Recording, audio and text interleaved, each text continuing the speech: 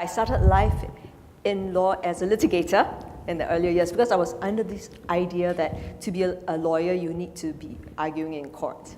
But after having done that, I focused my practice on corporate commercial, M&A, cross-border transactions, investments. That's the main area of my practice and I've been practicing since 1991, not too long ago. And apart from law, I enjoy music, sports, and the outdoors. A little bit more about the firm, Colin Ng and Partners, or CNP Law for short. We've realized that many people can't pronounce the Singapore surname Ng, NG, so CNP Law is another way to refer to the firm. It's a firm that has been around since 1988, so we celebrate 30 years next year, and it's a firm with, I'm very happy to say, with many partners who are recognized by many legal publications as notable, leading, and recommended lawyers in the area of expertise.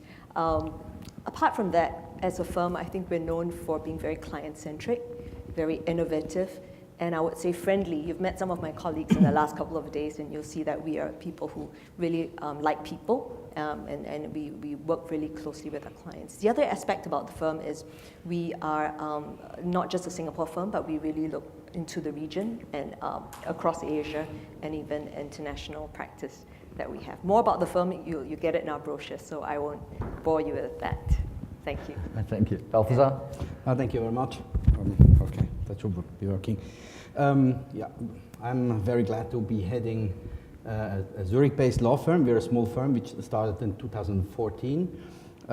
We proud ourselves to be a bit small boutique, full-service commercial law firm, focusing on M&A, commercial litigation. Hillary is my partner here in the room, heading the commercial litigation part, doing also tax and technology IT law. So we have Sergio here.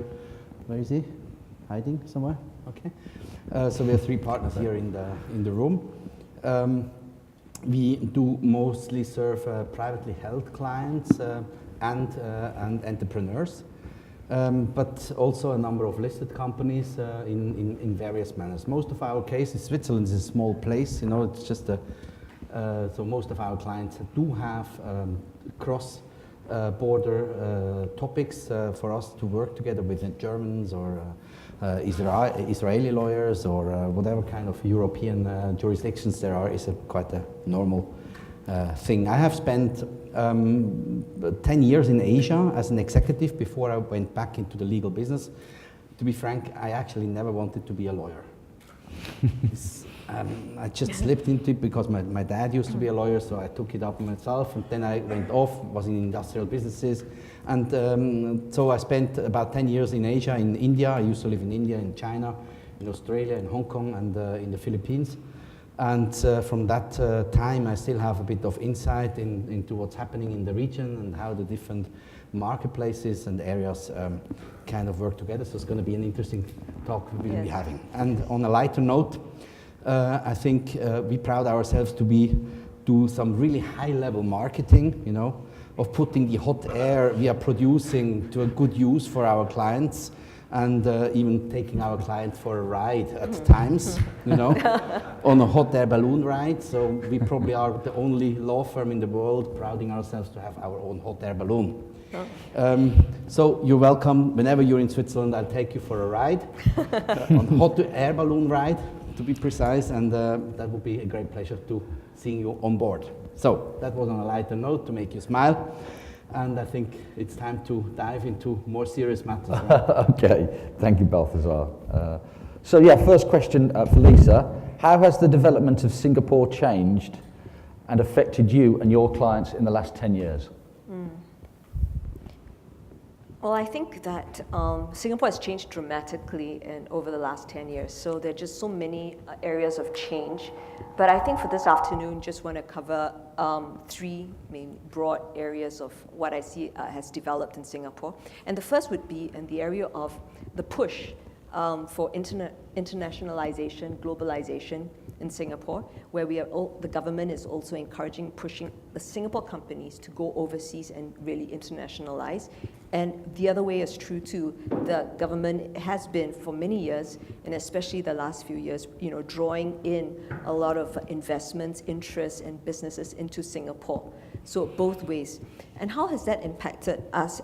For sure, in terms of our nature of work, we see an increase of cross-border transactions, not just in Southeast Asia, but into, of course, China for many years now, even more than 10 years, India, and the whole Asia Pacific. Over and above that, we see a lot of international work as well coming into Europe, the US, and from these jurisdictions into Singapore as well. Similarly, for our clients, they've been encouraged, and the government has been, pushing and directing us that way too. So we bring our clients overseas. So apart from just doing Singapore work, which we, of course, are fundamentally a Singapore law firm, we do bring our clients overseas in this globalization push. That's the first area.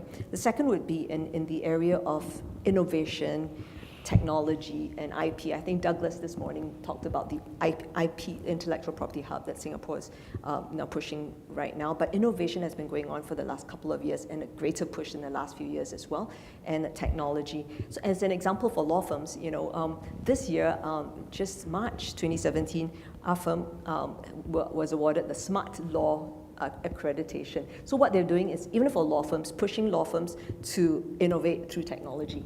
So we've got that accreditation, and the idea really is to really be a game changer in the marketplace for law.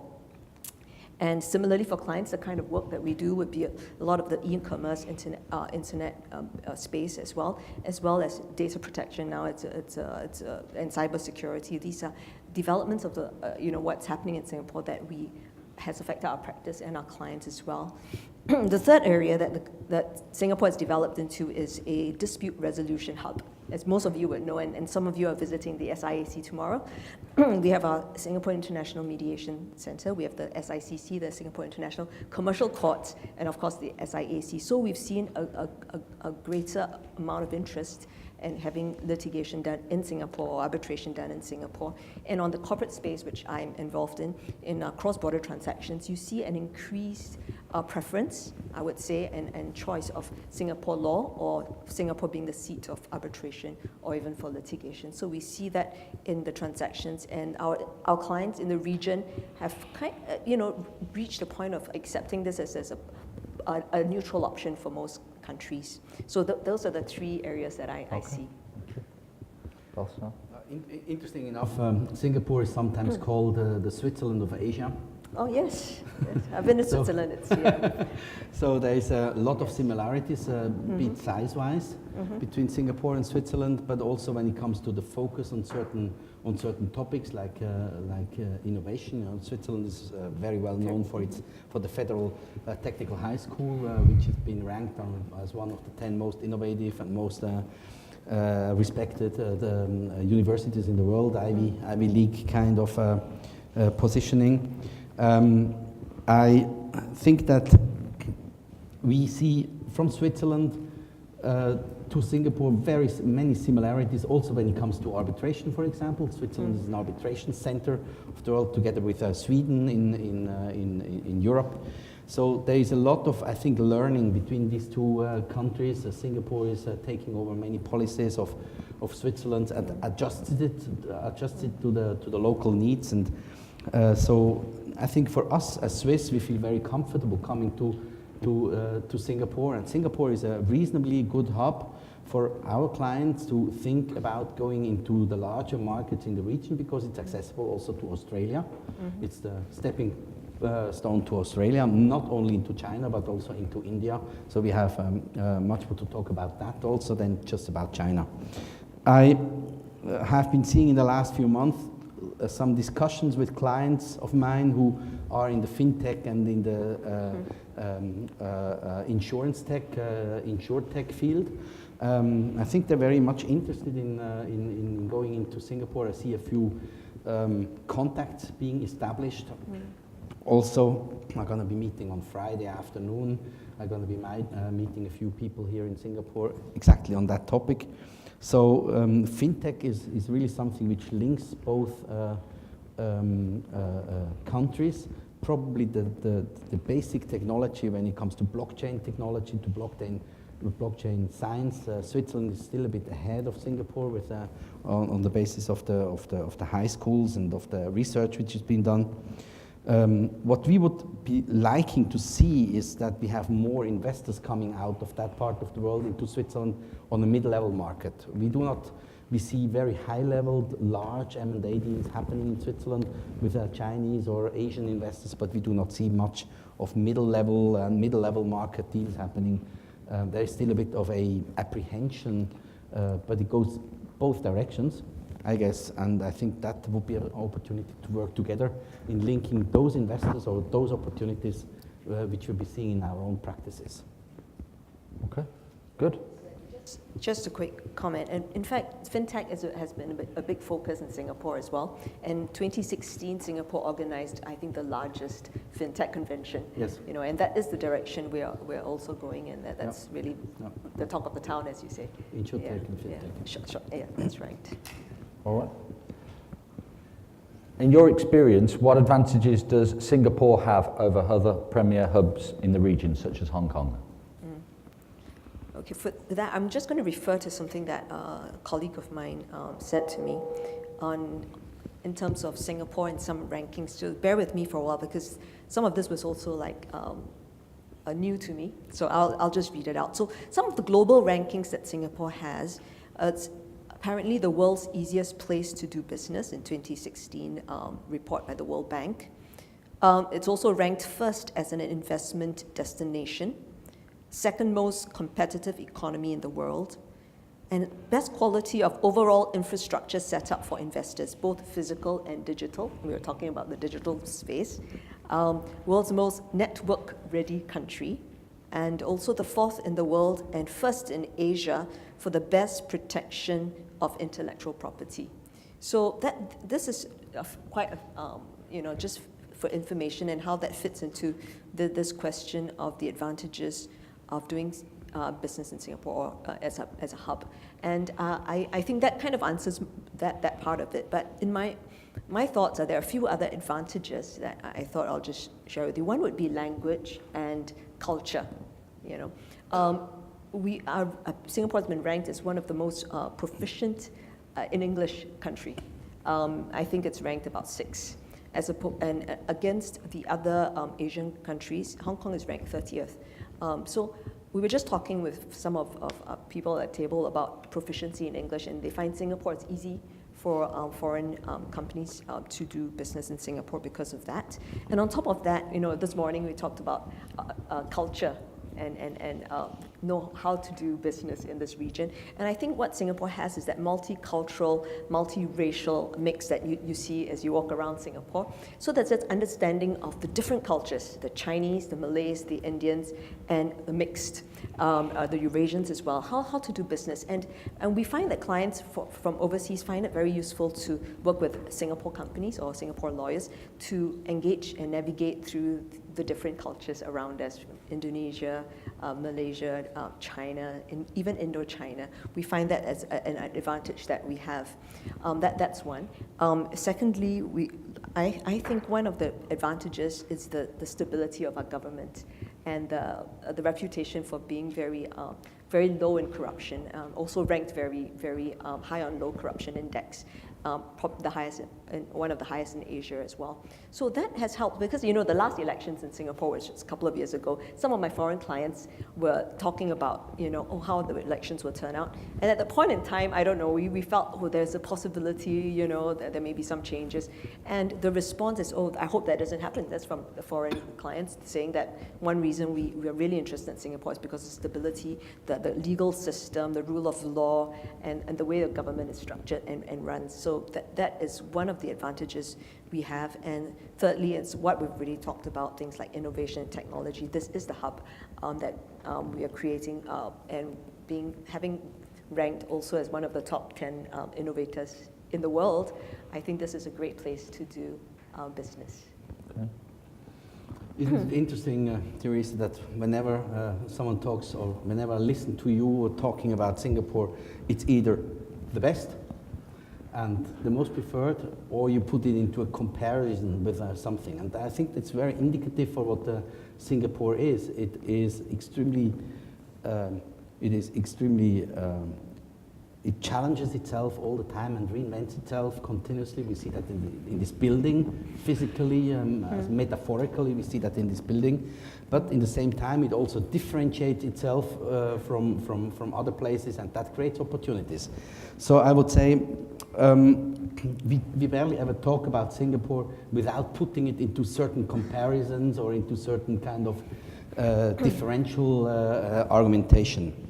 So for me, very often when we talk, when people talk to me about where they should start in Asia, about the platforms, let's call it platforms, then it's obviously Hong Kong and Singapore. I think one aspect which in Singapore and in Hong Kong, they all have their own market logic. I'm a market building guy coming from old brick and mortar industries, so I'm not only thinking digitally, but I see traditional businesses as well.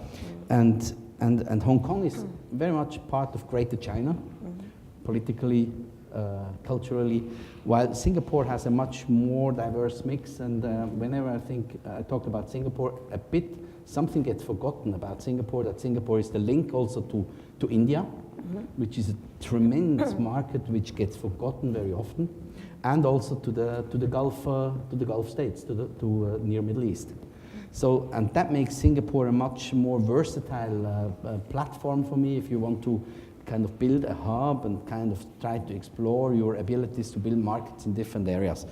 So we should not only talk about China, but also the other large markets which are accessible from Singapore.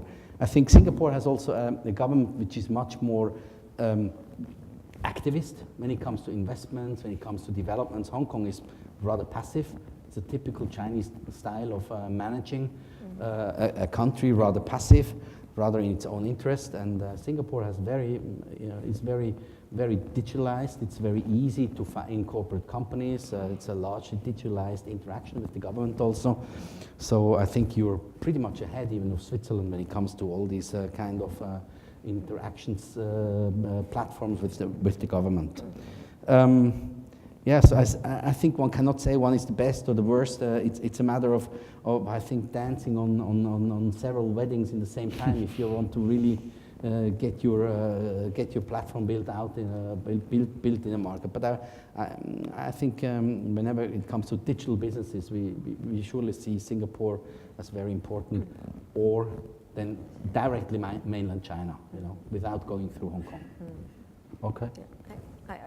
To add on, I do agree with you that India is a market that we shouldn't forget. And an example of Singapore as like a hub, a reflection is our firm in Colin and Partners. What we do have multiracial, and we have the ability to do Chinese transactions or because we have bilingual lawyers. We have Malay speaking and writing lawyers, and also Indian lawyers, and called to the Indian bar and Singapore bar at the same time. So it gives us that multicultural, racial mix and language as well, to deal with the countries around us in Asia.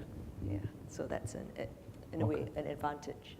Thanks, Ross. Right. You both mentioned the government, and just change the question. Yeah, as Singapore has a fully autonomous government, what do you believe makes it more attractive to European and US investments? Yeah, this will be a question I would love to hear from you, but I suppose Singapore has had an independent, autonomous government for now more than 50 years.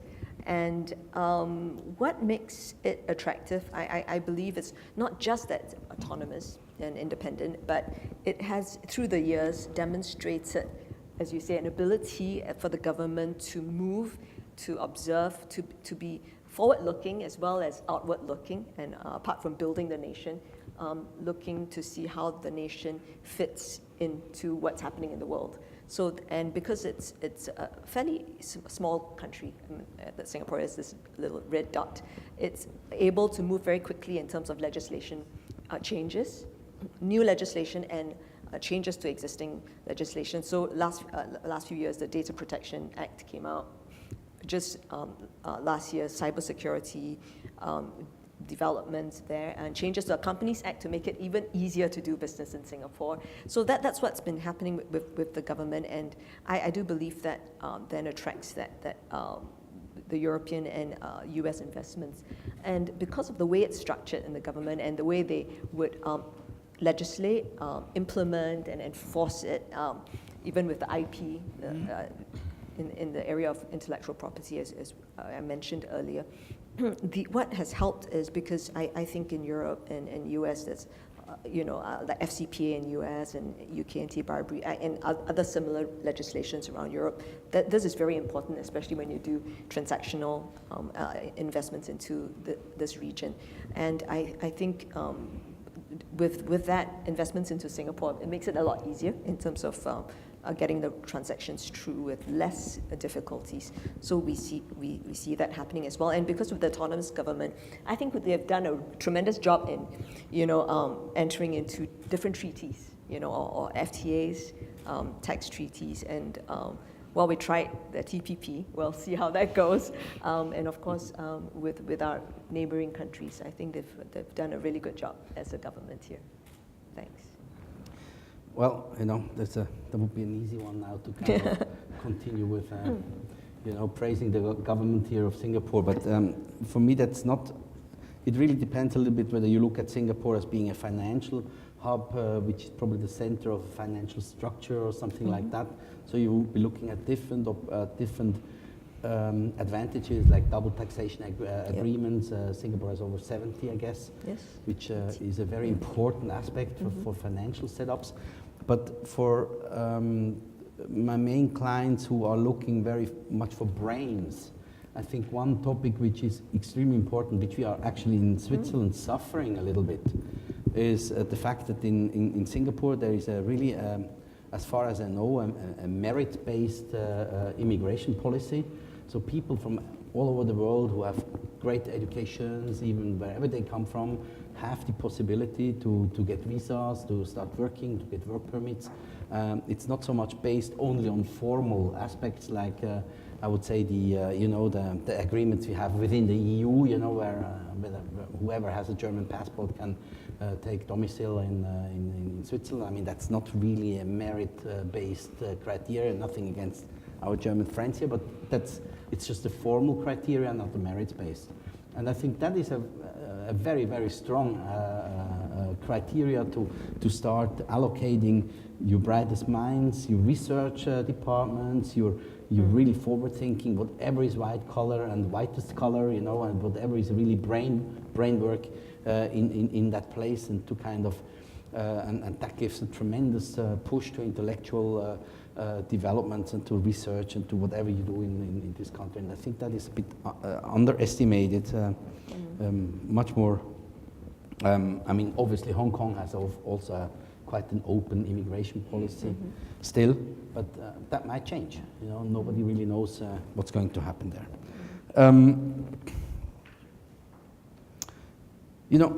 One aspect is also, I mean, we've seen that yesterday evening, the ones who went out for dinners, and I came in yesterday morning when I came in from Manila. I flew in from Manila. It took me about just 2.5 hours in Manila only to check in. It took me 1 hour just to queue in front of the airport in order to get into the airport. Okay, I had to bribe someone with 500 pesos, so I made it in. That was easy. You can bribe your way through. Even security there, that's what I did to catch my plane. But if I come to the Singapore airport, it's kind of like, you're in. And that makes it so much a low barrier to go there, to do something, and to be out again. And that's mentally, and for investors, it is a very important aspect. It's not just the productivity of not staying of not standing in your taxi somewhere in a queue, but it's also the mental feeling of being in a place where you really can concentrate on what you want to do. So, I think all good for the time being. But aren't there any clouds on the horizon here? Isn't there anything you're worrying about?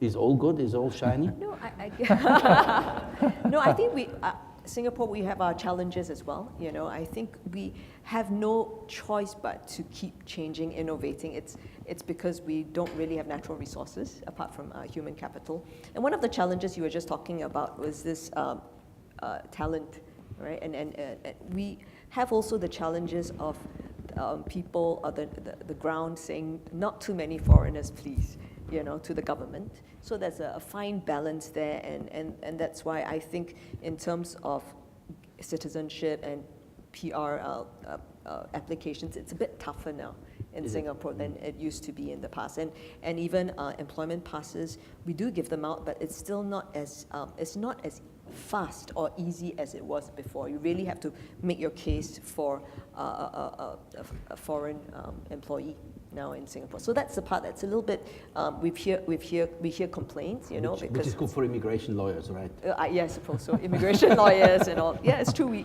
It's almost, you know, you really have to make a case out to bring in a foreign talent. But not that it's not possible. It is. It's just not as easy as it used to be in the past. And yeah, thank you for that comment on the Singapore airport. It just occurred to me. I just flew in last night from Europe, so I'm a bit jet lagged. But yeah, when you land in Singapore and you're going through the system, you go, oh, I'm glad to be home, because you can just go almost straight out. So thanks for that. That's good. Leads quite well into the next question. So in your experience, is Singapore still perceived as a pro-business environment for your practice? If so, what sectors are you looking to develop for your own clients? I guess this will be, I've covered some of the points in my responses earlier, that I still see Singapore as a pro-business country, an environment that, in fact, it's a very conscious effort of the government to make it pro-business. And, legislation is enacted that way. As you say, that the tax regime here is also very competitive and for business in Singapore. And in terms of the sectors, I've touched a little bit on some of the sectors, but I would, as you mentioned earlier, fintech would certainly be an area, together with data protection, cyber security, and with that, with data mining, big data issues. It's still gray. I think the law is behind what's happening in the technology front, but I think that's an area we need to help our clients navigate. So I would see that those are areas, but certain other sectors that Singapore is also focusing on, and we would help our clients, would be in the area of energy, new energy, clean energy. That is also an area of interest in Singapore and the region, together with healthcare. That's has always been as a healthcare and biomedical hub in Singapore. Another area I think we would probably focus on as intellectual property. I think the Singapore businesses has been a little bit behind in terms of getting up to speed with intellectual property, structuring and monetizing it and leveraging it in their businesses. So that's an area would certainly help. And the last area I would say would be compliance. I think that's an area that is also not so strong in Singapore. But Singapore, again, as I said, the government's pushing towards looking what's happening in the world, and even sustainability report is now a requirement. It wasn't before, just on environment, on diversity and all that. So we're bringing ideas that we see others are doing that are helpful. We bring it in, and we would then help our clients. Some of the SMEs will go, why do we need to, or some of the LISCOs will go, why do we need to spend money on sustainability issues? But that is a direction the government is also pushing towards. So that's where we are, to help educate and walk our clients through these new areas. From my side, I think most of the topics have been mentioned already. Ross and Teresa, I think it's really, in our client base, it's really, one thing is investors, inbound, outbound, kind of linking much more to private equity or VCs or whatever, and kind of getting more links when it comes to exchange of investments, equity. And the other topic is when it's industrial or say sector-based, it's really into high-tech, fintech, insurtech, all these topics which probably in our client base would be the most discussed about topics. I probably couldn't add anything further to this topic. Okay, good. All right. Well, for the last question then, we spoke a little bit about Singapore. But so in terms of inward and outward bound opportunities, which jurisdictions do you believe are the most attractive for your business within Asia? For me, for my practice, I see China as still important. In fact, it's still, years ago, many years ago, we saw more investments going into China out of Singapore, or from using Singapore as a platform to go into China. The recent years, we see quite a fair bit of work coming out of China into Singapore, and from Singapore into the region or beyond. So China will still be a big market, and with the One Belt, One Road development, I think that will continue to be increasingly so. So China, apart from China, I see Indonesia as an area for our business, and we have a fair bit of transactions going on with Indonesian investments into Jakarta, and recently also into Surabaya, the second largest city in Indonesia. So Indonesia, with a recent change as well, with the president has kind of reduced some of the the restrictions on foreign direct investments into Indonesia. So with that, there's interest for our clients and the foreign clients as well to go into Indonesia now that the restrictions have been lowered, and allowing 100% foreign ownership in certain sectors. Of course, not all. So that's Indonesia. Malaysia, of course, remains our close trading partner. And recently, the emerging markets of Indochina. For our practice in CNP, we do a fair bit of investments for clients into Indochina. When I say Indochina, for Myanmar, we actually have an associated Myanmar firm, Myanmese firm, that we work with for work in Myanmar. In Cambodia recently, we've got a couple of projects. A lot of it is infrastructure, real estate, and a distribution projects into Cambodia.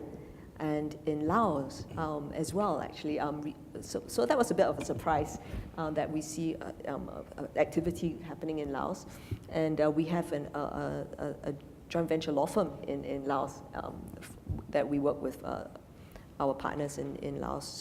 So I see these are the jurisdictions. Of course, we'll still be active in India and some other countries in the region, but those would be those I would highlight.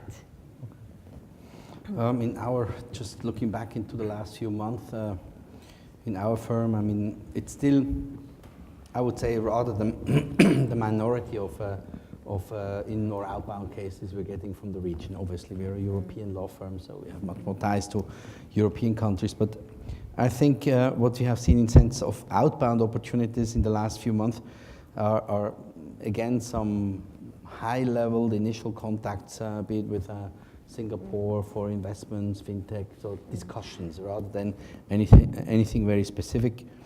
We had some quite interesting work coming in from Vietnam on now that was more probably developing into a litigation, could be a conflict resolution case. So Sergio is mainly handling that at the time being. And we had some manufacturing and high-tech prototyping work in Japan, where we also got really great support by our global member in Japan itself. That was fantastic. And also we have a particular client who is one of the most successful digital game studios in Switzerland, and one of their games is exploding in China. And so we got some support also. From our global members here in that matter, but that's still cooking. It's not really something which we can act forward on, but it's gonna be happening. So it's very much bits and pieces there, and it's a bit opportunistic. And as I said, we did not really see that much M&A activities coming in, investment activities in or outbound, unfortunately, yet. Discussions, yes, but nothing really materializing. So, but I think there will be much more opportunities to connect on that level.